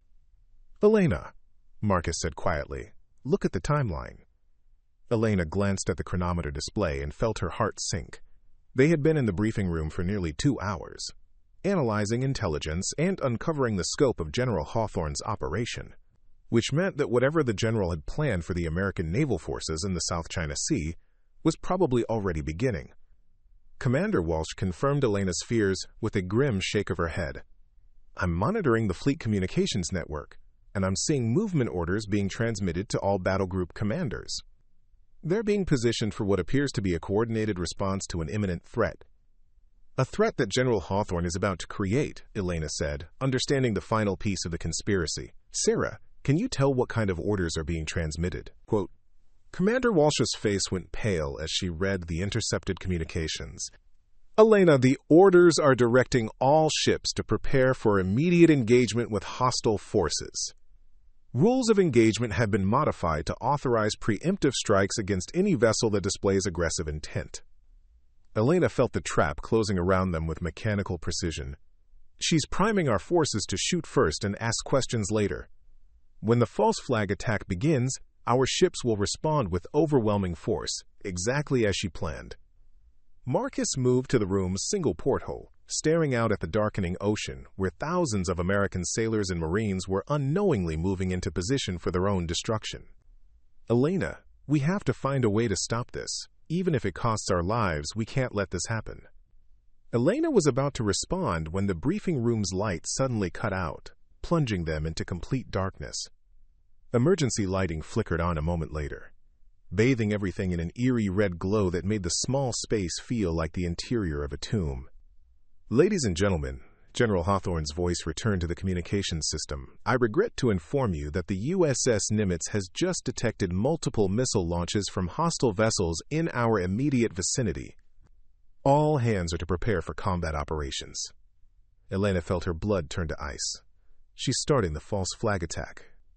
Commander Walsh was frantically working at her terminal, trying to access the carrier's sensor data to determine what was actually happening outside their locked briefing room. Elena, I'm reading missile signatures, but the trajectories don't make sense. They're not targeting the Nimitz directly. They're targeting the water around us. Preparing and narrating this type of story took us long efforts and hard work, so if you are enjoying the story, please consider subscribing to our channel. Warning shots, Marcus said grimly. She needs to create the appearance of aggression without actually destroying the carrier immediately. The Nimitz needs to survive long enough to transmit a distress call that will justify the broader military response. Elena moved to the communications console, desperately trying to access any channel that might allow them to warn other ships in the battle group. But every system she tried had been locked down, leaving them isolated in their red-lit prison while catastrophe unfolded around them. Elena, Commander Walsh said urgently, I'm detecting explosions near the destroyers in our escort group. Small charges, probably designed to simulate battle damage without actually sinking the ships. Elena realized with growing horror that General Hawthorne's false flag operation was more sophisticated than anything she had imagined. Rather than simply attacking American ships and blaming foreign powers, the general was creating a complex scenario that would appear to be a coordinated assault by multiple hostile forces. Marcus, she's not just starting a war. She's starting a specific kind of war. One that will require exactly the kind of military response that Meridian Dynamics is positioned to supply. Before Marcus could respond, the briefing room shook with the impact of what felt like a massive explosion somewhere else on the carrier. Elena was thrown against the wall, her injured shoulder screaming in protest, while Marcus and Commander Walsh struggled to maintain their footing. Direct hit on the flight deck, Commander Walsh reported, reading damage assessments from her terminal. But Elena, the explosion pattern is wrong. This wasn't an external missile strike. It was an internal detonation. Elena felt understanding dawn with terrible clarity. She's not just using external false flag attacks. She's been positioning explosives aboard our own ships. The implications were staggering. If General Hawthorne had the access and resources to place explosive devices aboard multiple American naval vessels, then the scope of her conspiracy reached far beyond anything they had imagined. She had been planning this operation for years, possibly decades, positioning assets and resources throughout the American military to ensure that when the moment came, she could orchestrate exactly the kind of incident she needed. Marcus moved to Elena's side, helping her stabilize against the wall as the carrier continued to shudder under what appeared to be ongoing attacks. Elena, if she's been placing explosives on our ships, then every vessel in this battle group is potentially compromised. Commander Walsh looked up from her terminal with an expression of absolute desperation. Elena. Marcus, I'm reading similar explosion patterns on 3 other ships in the battle group. Internal detonations designed to create the appearance of battle damage while maintaining operational capability. Quote, "She needs the ships functional enough to participate in the retaliation," Elena realized. "This isn't about destroying the American fleet. It's about using the American fleet to destroy Chinese and Russian naval assets in the region." Elena's mind raced through the strategic implications. If General Hawthorne could successfully trigger a naval engagement between American forces and Chinese or Russian vessels, the escalation would be inevitable. Treaty obligations would draw in allies on all sides, and within hours, what began as a regional conflict in the South China Sea could become a global war. "Elena," Marcus said quietly, "we have to accept the possibility that we can't stop this, but maybe we can survive it and ensure that when it's over, the truth comes out." Elena stared at Marcus in the red emergency lighting, seeing the same grim resolve in his eyes that had sustained them through the original Operation Nightfall. They had always known that intelligence work sometimes required accepting unacceptable costs in service of larger objectives. But this time, the costs weren't just their own lives. They were the lives of millions of people who would die in a war engineered for profit. "No," Elena said firmly. "Marcus, Sarah, we're not accepting this. There has to be something we can do." Commander Walsh had continued working at her terminal, and now she looked up with something that might have been hope. "Elena, I think I've found something. The explosives being used on our ships, they're being triggered by remote detonation signals transmitted on a specific frequency." Elena felt her pulse quicken. "Can you jam the frequency?" "Better than that," Commander Walsh replied. "I think I can reverse the signal and use it to detonate any remaining explosives before General Hawthorne is ready to use them." Marcus moved closer to the terminal, studying the technical readouts that Commander Walsh was displaying. "Sarah, if you trigger premature detonations, you could sink every ship in the battle group. But if we don't trigger them, General Hawthorne will use them to create exactly the kind of incident she needs to justify escalation," Elena pointed out. "Sarah, what are the chances that we can minimize casualties while disrupting her operation?" Commander Walsh was quiet for a long moment, running calculations that would determine the fate of thousands of personnel. "Elena, if I time the detonations correctly, I can make them look like system failures rather than enemy attacks. It won't prevent damage to the ships, but it might prevent the kind of retaliation that General Hawthorne is planning." Elena looked around the small briefing room, at Marcus's determined face and Commander Walsh's steady hands moving across the keyboard, and realized that their next decision would echo through history regardless of which choice they made. "Do it," she said quietly. "Sarah, trigger the detonations." Commander Walsh's fingers hesitated over the keyboard for just a moment, and Elena saw in that hesitation the weight of command responsibility that she herself had carried during the most difficult moments of her career. "Elena, once I do this, there's no going back, and General Hawthorne will know that we've interfered with her operation." Elena thought about the thousands of sailors and Marines aboard the ships around them, men and women who had sworn the same oath she had taken, who believed they were serving their country with honor. She thought about the millions of civilians who would die if General Hawthorne's manufactured war proceeded as planned. "Sarah, send the signal." Commander Walsh pressed a sequence of keys, and Elena watched as detonation commands were transmitted to every ship in the battle group. For a moment, nothing seemed to happen, and Elena wondered if they had miscalculated.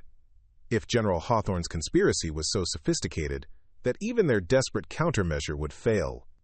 Then the USS Nimitz shook with a series of controlled explosions that sounded like giant hammers striking the hull at precise intervals. Through the porthole, Elena could see flashes of light from other ships in the battle group as their own internal charges detonated in sequence. "Elena," Commander Walsh said, monitoring the fleet communications network, "it's working. The explosions are being interpreted as equipment failures rather than enemy attacks. Ship commanders are reporting system malfunctions and requesting engineering support rather than authorization to return fire." Elena felt a surge of hope, but it was tempered by the knowledge that they had only disrupted one part of General Hawthorne's operation. The general had been planning this for years, and she would certainly have contingencies for exactly this kind of interference. As if summoned by Elena's thoughts, General Hawthorne's voice returned to the briefing room's communication system. But this time, there was no pretense of military protocol in her tone. Agent 247, Agent Chen, Commander Walsh, I must admit that I'm impressed. Reversing the detonation signals was elegantly executed. However, I hope you understand that you've only delayed the inevitable. Elena moved closer to the communications console, her voice carrying all the authority she could muster. General Hawthorne, we've disrupted your false flag operation. The ships in this battle group are no longer positioned to create the incident you were planning. Agent 247, you've disrupted one small component of an operation that has been years in the making, General Hawthorne replied. The South China Sea was never the only flashpoint I've been developing. And the Meridian network extends far beyond the assets you've identified. Elena felt cold dread settling in her stomach. What are you talking about? I'm talking about the fact that while you've been focused on preventing a naval engagement in the South China Sea, Meridian assets have been positioning themselves for similar operations in the Baltic Sea, the Persian Gulf, and the Eastern Mediterranean. Agent 247, you've prevented one war, but you've ensured that the others will proceed without American naval interference. Marcus stepped closer to the communications console, his voice tight with controlled rage. General, how many people are going to die for your vision of American dominance? As many as necessary, General Hawthorne replied without hesitation. Agent Chen, you of all people should understand the strategic requirements of global power projection. America maintains its position through strength, and strength requires the occasional demonstration of force. Elena realized with growing horror that even their successful disruption of the South China Sea operation might have played into General Hawthorne's larger strategy. By forcing the general to abandon her carefully orchestrated naval engagement, they might have pushed her toward even more destructive alternatives. Elena, Commander Walsh said urgently, I'm monitoring global military communications, and I'm seeing increased activity in all the regions General Hawthorne mentioned. It looks like Meridian operations are accelerating worldwide. Elena stared at the communications console, overwhelmed by the scope of what they were facing. They had spent their entire careers believing they were fighting discrete battles against specific enemies, but General Hawthorne had revealed that they were actually fighting a single, enormous war against an enemy that had been manipulating global conflicts for years. General, Elena said finally, what do you want from us? I want you to understand that the work you've been doing has always served a larger purpose, General Hawthorne replied. Operation Nightfall, your investigation of Meridian dynamics, even your presence here today. All of it has been in service of ensuring American strategic dominance for the next century. Elena felt something break inside her chest, a fundamental trust that had sustained her through years of dangerous operations and difficult moral choices. General, we swore an oath to defend the Constitution against all enemies, foreign and domestic. That oath didn't include murdering innocent people for geopolitical advantage. Agent 247, the oath you swore was to defend America. Everything else is just details. As General Hawthorne's words echoed in the small briefing room, Elena realized that their fight against Meridian dynamics had never been about stopping a single conspiracy. It had been about confronting a fundamental question about what America was supposed to represent in the world. And that fight was far from over. We're approaching the climactic moments of this epic tale, and the tension is at its peak. Creating stories of this scope and detail requires not just writing talent, but careful plotting, character development, and attention to every narrative thread. We've journeyed through nearly 40,000 words together, and I hope every moment has kept you engaged. If this story has drawn you in and kept you listening, please show your appreciation by liking this video and subscribing to our channel. Share this epic with anyone who loves immersive storytelling, and hit that notification bell for more incredible adventures. Now, let's witness how everything comes together in these final, crucial moments. The emergency lighting in the briefing room flickered ominously as Elena felt the USS Nimitz listing slightly to port, the massive carrier struggling to maintain stability after the controlled detonations had damaged several critical systems. Through the porthole, she could see other ships in the battle group displaying similar signs of distress, visible damage, emergency lighting, and the organized chaos of damage control operations. Commander Walsh looked up from her terminal with an expression that mixed triumph with growing concern. Elena, the good news is that our disruption of the detonation sequence has prevented General Hawthorne from using these ships to trigger her false flag operation. The bad news is that we've essentially stranded 3 carrier battle groups in hostile waters with compromised defensive capabilities. They had prevented one catastrophe but potentially created conditions for something worse. "Marcus, what's our assessment of actual threat levels in this region?" she asked. Marcus had been monitoring intelligence feeds through Commander Walsh's terminal, and his expression was grim. "Elena, there are Chinese naval assets approximately 40 nautical miles from our position, and Russian submarines have been tracking our movements for the past 6 hours. If they interpret our current status as an aggressive posture, they could attack legitimately damaged American vessels and trigger exactly the kind of international incident that General Hawthorne wanted," Elena finished. "Except this time it would be real instead of manufactured." The briefing room's communication system crackled to life again, but this time it wasn't General Hawthorne's voice that filled the space. Instead, Elena heard the urgent tones of the Nimitz's damage control officer. "All senior personnel, report to battle stations immediately. We have confirmed fires on decks 4 through 7, flooding in compartments 12 through 16, and complete failure of the primary radar array. This is not a drill." Elena exchanged glances with Marcus and Commander Walsh, all three of them understanding that their time for strategic planning had just expired.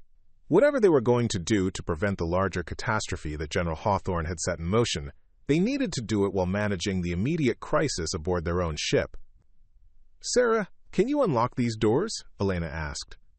Commander Walsh worked at her terminal for several minutes before shaking her head. "The magnetic locks are controlled by a system that's been isolated from the ship's main network.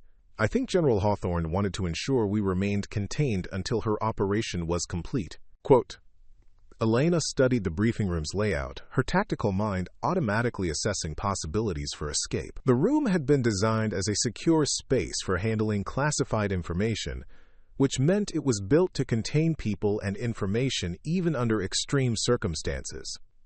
"Marcus, help me with this ventilation grate," she said, pointing to a ceiling panel that appeared to be their only potential exit route. As Marcus boosted her up toward the ceiling, Elena's injured shoulder protested violently, but she gritted her teeth and began working at the screws that held the ventilation grate in place. The metal was warm to the touch, suggesting that the fires reported by damage control were closer than she would have preferred. "Elena," Commander Walsh called up to her, "I'm monitoring communications from the other ships in the battle group, and I'm seeing reports of similar containment protocols. Senior officers throughout the fleet are being isolated in secure spaces." Elena paused in her work on the ventilation grate. "She's not just containing us. She's containing anyone who might have the authority to countermand her orders." Marcus steadied Elena as she resumed working on the screws. "Elena, if General Hawthorne has been planning this operation for years, she would have identified every senior officer who might pose a threat to her plans. Isolating them during the critical phase of the operation ensures that she maintains complete control." Elena finally succeeded in removing the ventilation grate, revealing a narrow duct that extended deeper into the ship's superstructure. The space was barely wide enough for a person to crawl through, and Elena could feel warm air flowing through it that suggested the ventilation system was still operational, despite the damage to other ship systems. "Sarah, can you access the ship's ventilation system schematics?" Elena asked, as she prepared to enter the duct. Commander Walsh worked at her terminal, pulling up engineering diagrams that showed the complex network of air ducts that ran throughout the carrier. "Elena, if you follow the main trunk line, you can reach the ship's primary communication center. That's our best chance of establishing contact with the other vessels in the battle group." Elena studied the schematics, tracing possible routes through the ventilation system while calculating the risks of attempting to navigate through a damaged ship. The ductwork would take her through sections of the carrier that might be compromised by fire or flooding, but it was their only option for reaching a position where they might be able to influence the developing crisis. "Marcus, Sarah, I'm going to try to reach the communications center. You two need to find a way out of this room and coordinate with whatever senior personnel you can locate." Marcus caught her arm as she prepared to enter the ventilation duct. "Elena, if General Hawthorne has been planning this for years, she's going to have contingencies for exactly this kind of interference. You could be crawling into a trap." Elena met Marcus's gaze, seeing her own determination reflected in his eyes. "Marcus, we've been walking into traps for the entire 5 years since Operation Nightfall began. But we're still here, and we're still fighting. That has to count for something." She pulled herself into the ventilation duct, her injured shoulder screaming in protest as she began crawling through the narrow space toward the ship's communications center. Behind her, she could hear Marcus and Commander Walsh working to find their own escape route from the briefing room.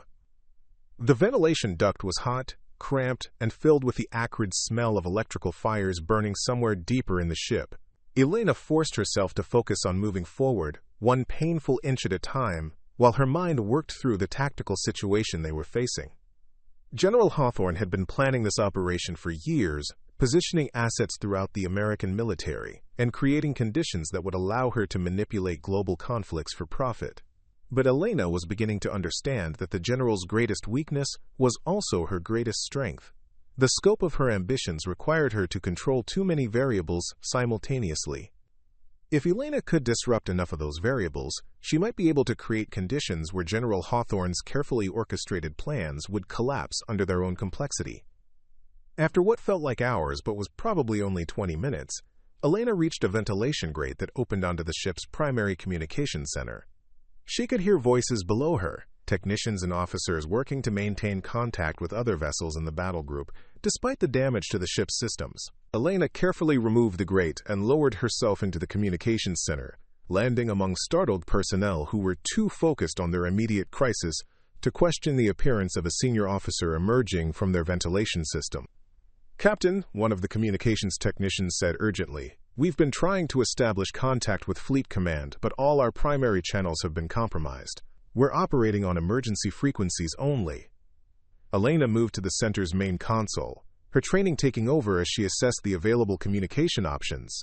"What's our status with the other ships in the battle group?" "Limited contact, ma'am.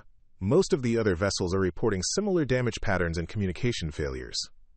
It's like someone coordinated attacks against our entire fleet simultaneously." Elena felt cold certainty settling in her chest. "That's exactly what happened. Patch me through to any vessel that can receive secure transmissions. Priority Alpha authorization." As the technician worked to establish contact with other ships, Elena prepared to do something that would either save thousands of lives or end her military career permanently. She was about to reveal classified information about an ongoing operation to personnel who didn't have clearance for that information. But given the circumstances, Elena decided that preventing World War III was worth the risk of court-martial. "This is Captain Elena Vasquez aboard the USS Nimitz," she said as the secure channel opened. "I am issuing an emergency warning to all vessels in the battle group. The damage to our ships was not caused by hostile action. It was caused by a coordinated false flag operation designed to trigger a military response against Chinese and Russian naval assets in this region." The response was immediate and predictable, voices demanding clarification, requesting verification, and questioning her authority to make such statements. But Elena pressed on, knowing that she might only have minutes before General Hawthorne found a way to cut off her communications. "I repeat, we are not under attack by foreign forces. We have been damaged by assets operating within our own command structure. Any retaliation against Chinese or Russian vessels will trigger exactly the kind of escalation that the perpetrators of this operation intended." Quote, Elena heard Marcus's voice behind her and turned to see him entering the communications center with Commander Walsh and several other senior officers who had apparently escaped from their own containment. "Elena," Marcus said urgently, "we've established contact with senior personnel on 3 other ships. They're reporting the same pattern: isolation of command staff and manipulation of communication systems. But Elena, we've got a bigger problem." Commander Walsh moved to another console, pulling up intelligence data that made Elena's blood run cold. "Elena, while we've been focused on the false flag operation in the South China Sea, Meridian assets have been activating similar operations in the Baltic Sea and the Persian Gulf. We're seeing coordinated attacks on American, NATO, and Allied vessels worldwide." Elena stared at the global intelligence display, watching red indicators appear on a map that showed the locations of military incidents occurring simultaneously across 3 continents. General Hawthorne hadn't just been planning one false flag operation. She had been orchestrating a coordinated series of attacks designed to trigger multiple regional conflicts simultaneously. "How many people are we talking about?" Elena asked, though she dreaded the answer. "Conservative estimate?" Commander Walsh replied grimly.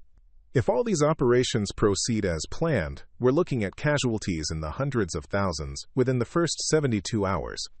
And that's before the conflicts escalate to nuclear weapons."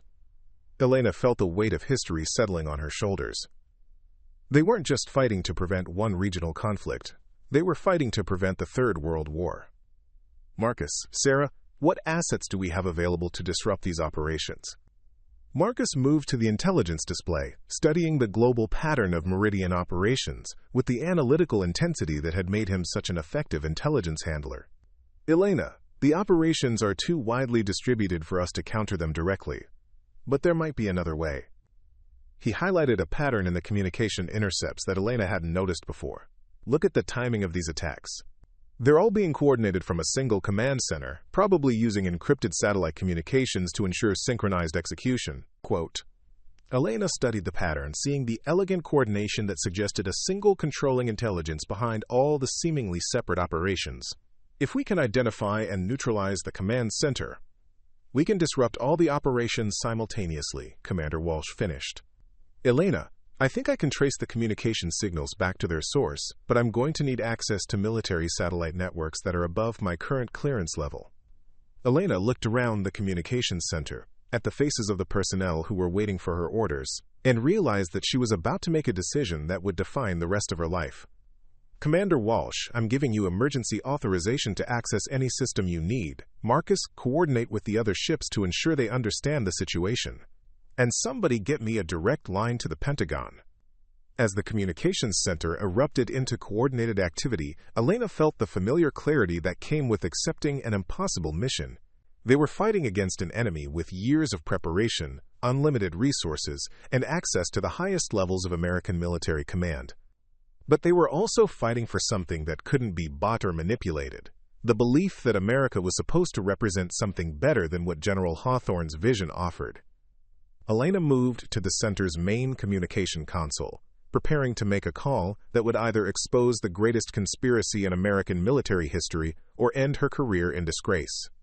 This is Captain Elena Vasquez, serial number 2471, requesting immediate emergency contact with the Secretary of Defense. Priority authorization Nightfall 77. As she waited for the connection to be established, Elena caught sight of her reflection in the darkened window of the communications center. The woman looking back at her was no longer Captain Elena Vasquez, career military officer trying to forget her past as an intelligence operative. The woman in the reflection was Agent 247, and she was ready to finish the mission that had begun 5 years ago with a simple investigation into weapons trafficking. The final battle was about to begin. The Secretary of Defense's voice crackled through the secure communications channel with the authority of someone accustomed to making decisions that affected millions of lives. Elena had never spoken directly to Secretary James Morrison before, but she recognized the sharp intelligence in his tone that had made him legendary in military circles. Preparing and narrating this type of story took us long efforts and hard work, so if you are enjoying the story, please consider subscribing to our channel. Captain Vasquez, I'm going to need you to explain very carefully why you're invoking a code name that was retired 5 years ago. Elena took a deep breath, knowing that the next few minutes would determine whether she would be credited with preventing a global catastrophe or court-martialed for treason. Mr. Secretary, I'm about to brief you on an active conspiracy within the American military command structure that threatens to trigger global conflict within the next 6 hours. There was a pause on the secure channel, and Elena could hear the secretary conferring with advisors in the background. When he spoke again, his voice carried the careful neutrality of a man who had learned to expect the unexpected. Captain, you have 5 minutes to convince me that this isn't an elaborate hoax. Begin. Elena launched into a concise briefing that covered everything they had discovered about General Hawthorne's conspiracy, from the manipulation of Operation Nightfall to the coordinated false flag operations that were currently unfolding across 3 continents. She spoke with the precision of an intelligence operative, providing facts, evidence, and tactical assessments without emotional commentary. When she finished, the silence on the secure channel stretched for nearly 30 seconds before Secretary Morrison spoke again. Captain Vasquez, what you're describing would require a level of coordination and resources that... He paused, and Elena heard the sound of rapid keyboard activity in the background. Captain, I'm looking at real-time intelligence reports that corroborate several of your claims. How do I know this isn't disinformation designed to manipulate American military response? Elena had anticipated the question, and she had prepared an answer that would either convince Secretary Morrison or ensure her immediate arrest. Mr. Secretary, I'm going to provide you with financial intelligence that documents the funding streams for these operations.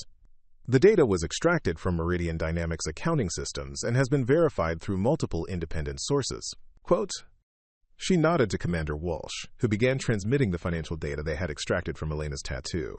As the information flowed through the secure channel, Elena could hear the Secretary and his advisors discussing what they were seeing. Jesus Christ, Secretary Morrison said finally, his professional composure cracking for the first time. Captain, this financial data shows payments to military personnel at every level of command. If this is accurate... Sir, it's accurate, Elena replied. And it's not complete. Based on our analysis, General Hawthorne's network includes assets in NATO command structures, intelligence services of allied nations, and defense contractors throughout the military-industrial complex. Marcus moved to Elena's side, speaking directly into the communication channel. Mr. Secretary, this is Agent Chen, formerly Agent 063 of Operation Nightfall. I can provide additional verification of Captain Vasquez's intelligence.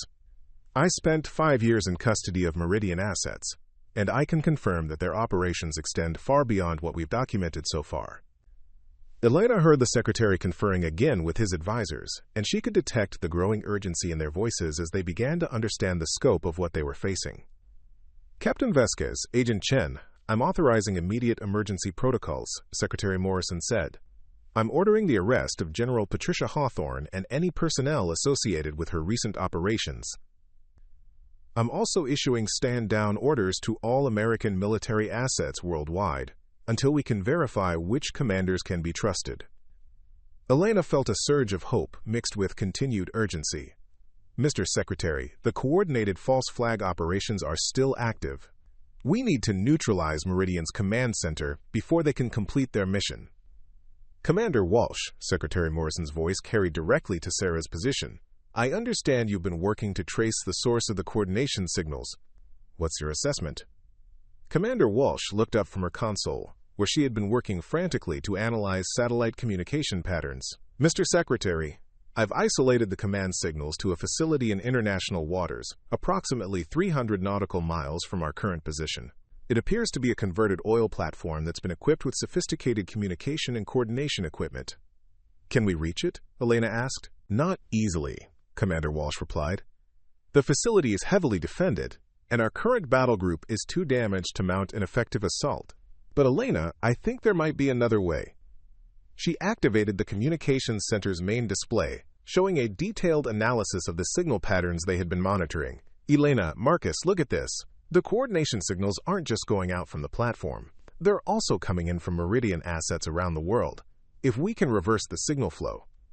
Elena understood immediately. We can use their own communication network against them. Exactly. I can inject a virus into their coordination system that will disrupt all their operations simultaneously. But Elena, I need access to their network, which means someone has to physically connect to their primary communication array. Elena stared at the tactical display, understanding what Commander Walsh was proposing. Sarah, you're talking about infiltrating a heavily defended platform in the middle of the ocean with compromised equipment and skeleton crews. I'm talking about completing the mission we started 5 years ago, Marcus said quietly. Elena, this is what Operation Nightfall was always supposed to accomplish, dismantling the network that profits from manipulating global conflicts. Elena looked around the communications center at the faces of the personnel who were waiting for her decision. These were the same kind of sailors and Marines who would die in the millions if General Hawthorne's engineered conflicts proceeded as planned. Mr. Secretary, Elena said into the secure channel, we're going to need transportation to that platform and authorization to conduct whatever operations are necessary to disrupt Meridian's coordination system. Captain, what you're proposing is extremely dangerous. The platform is in international waters, heavily defended, and operated by personnel who will certainly be armed and prepared to resist boarding attempts. Yes, sir, Elena replied, but the alternative is global war. Secretary Morrison was quiet for a long moment, and Elena could hear him discussing options with his advisors. When he spoke again, his voice carried the weight of a decision that would echo through history. Captain Vasquez, I'm authorizing Operation Nightfall Final Phase. You have complete discretion to use any assets and methods necessary to disrupt Meridian's operations. Godspeed." Quote, as the secure channel closed, Elena felt the familiar sensation of crossing a threshold from which there would be no return. But this time, instead of fear, she felt a deep sense of purpose that had been missing from her life for the past 5 years. "Marcus, Sarah, we have work to do." The next 4 hours passed in a blur of tactical planning, equipment preparation, and coordination with military assets that Secretary Morrison had redirected to support their operation. Despite the damage to the USS Nimitz, the carrier's flight operations were still partially functional, and Elena found herself aboard a modified helicopter speeding across the dark waters of the South China Sea toward an oil platform that held the key to preventing global catastrophe. Marcus sat across from her in the helicopter's cargo compartment, checking his equipment with the methodical precision of a man who had done this kind of operation hundreds of times before. Beside him, Commander Walsh was making final adjustments to the computer systems that would allow her to inject the virus into Meridian's network. "Elena," Marcus said over the helicopter's engine noise, "you realize that even if we succeed in disrupting their coordination system, General Hawthorne still has assets positioned throughout the military command structure." Elena nodded, understanding the long-term implications of what they were attempting. "Marcus, we can't solve every problem tonight. But if we can prevent the immediate crisis, we'll have time to root out the rest of her network." As the helicopter approached the oil platform, Elena could see the sophisticated defensive systems that Meridian had installed to protect their operations. Radar arrays, communication towers, and what appeared to be automated weapons systems marked the platform as far more than a simple offshore facility. "Elena," the pilot's voice crackled through their headsets, "I'm reading multiple radar locks from the platform. They know we're coming, and they're not welcoming visitors." Elena studied the platform through night vision equipment, calculating distances and assessing potential insertion points. The facility was larger than she had expected, with multiple levels and what appeared to be a substantial security force. "Marcus, Sarah, this is going to be more complicated than we anticipated." But even as she spoke, Elena felt the familiar calm that came with accepting an impossible mission.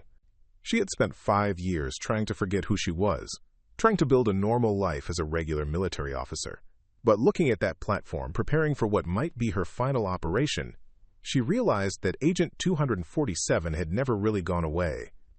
She was exactly where she belonged, doing exactly what she had been trained to do. "Pilot, take us in. It's time to finish this." The helicopter swooped toward the platform, and Elena prepared to complete the mission that had begun 5 years ago with a simple investigation into weapons trafficking. Win or lose, Operation Nightfall was finally going to end. As they approached the platform's landing deck, Elena caught sight of figures moving into defensive positions around the facility's perimeter. Meridian's security force was professional, well-equipped, and clearly prepared for exactly this kind of assault. "Elena," Marcus said, studying the platform through his own night vision equipment, "I count at least 20 hostiles in visible positions, with probably twice that number in concealed positions throughout the facility." Elena assessed their tactical situation with the cold precision that had kept her alive through 3 years of deep cover operations. They had the element of surprise, superior training, and the moral certainty that came with fighting to prevent mass murder. But they were outnumbered, operating in hostile territory and working with equipment that had been hastily assembled under emergency conditions. "Sarah, how long do you need once we reach the communication array?" Elena asked. Commander Walsh checked her equipment one final time. "If I can establish a direct connection to their primary server, maybe 10 minutes, to inject the virus and verify that it's propagating through their network." 10 minutes, Elena repeated, understanding that they would need to hold a heavily defended position for what would feel like an eternity under combat conditions. "Marcus, what's your assessment of our defensive options?" Marcus studied the platform's layout through the helicopter's surveillance equipment. "Elena, if we can reach the communication tower, it's positioned at the highest point of the facility, with good sightlines in all directions. We can establish a defensive perimeter and hold it long enough for Sarah to complete her work." Elena made her final tactical assessment as the helicopter began its descent toward the platform. "Pilot, drop us on the main deck and then withdraw to a safe distance. If this goes badly, you're not to attempt a rescue until you receive an all-clear signal." "Ma'am," the pilot replied, "are you sure about this? That platform is crawling with hostiles, and you're going in with minimal backup. Elena checked her weapons one final time, feeling the familiar weight of the sidearm that had been her constant companion through years of dangerous operations. Pilot, sometimes you have to risk everything to save everything. Take us in. The helicopter touched down on the platform's landing deck with barely a whisper of sound, the pilot's skill evident in the gentle contact despite the facility's movement in the ocean swells. Elena, Marcus, and Commander Walsh moved quickly from the aircraft, their equipment and weapons ready as they advanced toward the communication tower that dominated the platform's center. For the first 30 seconds, their approach was unopposed, and Elena began to hope that they might reach their objective without significant resistance. But that hope evaporated when searchlights suddenly illuminated the entire platform, and a voice echoed from hidden speakers throughout the facility. Agent 247, Agent Chen, Commander Walsh, welcome to Meridian Station Alpha. I trust your journey was comfortable. Elena recognized General Hawthorne's voice immediately, but there was something different about her tone, a casual confidence that suggested she had been expecting their arrival and had prepared accordingly. General, Elena called out, her voice carrying clearly across the platform, it's over. Secretary Morrison has authorized the arrest of all Meridian assets, and your coordination system is about to be permanently disabled. General Hawthorne's laughter echoed from the speakers with genuine amusement. Agent 247, do you really think that Patricia Hawthorne was the extent of Meridian's infiltration of American military command? My dear, you've been fighting the symptoms while ignoring the disease. Elena felt cold dread settling in her stomach as she began to understand the true scope of what they were facing. Marcus, she's not just one general running a rogue operation. She's part of a network that extends throughout the entire military-industrial complex, Marcus confirmed grimly. Elena, we may have exposed one part of the conspiracy, but there are probably dozens of others positioned throughout the government. Quote. Before Elena could respond, figures emerged from concealed positions throughout the platform, surrounding them with professional precision. But these weren't just security contractors. Elena could see military bearing and equipment that marked them as current or former special operations personnel. Agent 247, General Hawthorne's voice continued from the speakers. You and your team have been remarkably resourceful, but you've also been remarkably predictable. Did you really think that I would position a critical facility like this without ensuring that it could defend itself against exactly the kind of assault you're attempting? Elena assessed their tactical situation and realized that they had indeed walked into a carefully prepared trap. The platform's defensive positions had been designed to channel attacking forces into predetermined kill zones, and their current position was exactly where General Hawthorne had wanted them to be. Sarah, Elena said quietly, can you access their system from here? Commander Walsh was already working at a portable terminal, trying to establish a connection to the platform's communication network. Elena, I can access some of their systems, but the primary server is located inside the facility's command center. I need to get closer to inject the virus effectively. Elena studied the platform's layout, calculating distances and defensive positions while hostile forces maintained their positions around them. The command center was located at the base of the communication tower, approximately 50 meters from their current position through what appeared to be a carefully prepared killing field. Marcus, Sarah, we're going to have to fight our way to that command center. Marcus checked his weapons and equipment with the calm efficiency of a man who had faced impossible odds before. Elena, even if we reach the command center, we don't know how many hostiles are inside the facility. This could be a suicide mission. Elena looked around at the faces of the Meridian operatives who surrounded them, seeing the professional competence that marked them as formidable opponents. But she also saw something else in their positioning and equipment. They were prepared to capture rather than kill. Marcus, I don't think they're planning to kill us. General Hawthorne needs us alive for something. As if summoned by her words, General Hawthorne's voice returned to the speakers. Very perceptive, Agent 247. You're quite correct. I do need you alive. All three of you possess information and capabilities that will be extremely valuable for the next phase of Meridian's operations. Elena felt understanding dawn with horrible clarity. You're not just trying to trigger global conflicts. You're trying to position yourself to control the American military response to those conflicts. Excellent, Agent 247. The false flag operations you've been so concerned about are merely the opening moves in a larger strategy. When the conflicts escalate, and they will escalate, regardless of your interference tonight, America will need leaders who understand the realities of global power projection. Leaders like myself, and like the network of Meridian assets we've positioned throughout the military command structure. Commander Walsh looked up from her terminal with an expression of growing horror. Elena, I'm accessing their communication logs and I'm seeing evidence of Meridian influence in military operations going back at least a decade. They've been manipulating American foreign policy for years. Elena stared at the communication tower, understanding that the virus Commander Walsh was preparing to inject wouldn't just disrupt current operations. It would expose years of manipulation and corruption that reached to the highest levels of American government. General Hawthorne, Elena called out, "You're talking about overthrowing the American government." "I'm talking about saving the American government from its own weakness," General Hawthorne replied. "Agent 247, you've seen the intelligence reports. You know that America faces existential threats from rival powers who don't share our commitment to democratic values. Sometimes democracy requires the guidance of those who understand the true nature of power." Elena felt rage building in her chest, a cold fury at the betrayal of everything she had sworn to defend. "General, the Constitution doesn't make exceptions for people who think they know better than the democratic process. The Constitution, Agent 247, is a document written by men who never imagined the complexities of global warfare in the 21st century. It requires interpretation by those with the vision to see beyond its limitations." Elena looked at Marcus and Commander Walsh, seeing her own determination reflected in their faces. They had come to this platform to prevent a global war, but they had discovered something even more dangerous, a conspiracy to subvert American democracy itself. "Marcus, Sarah, we're going to finish this mission, whatever it costs." Elena raised her weapon and opened fire on the nearest Meridian operatives, using the element of surprise to create enough confusion for her team to advance toward the command center.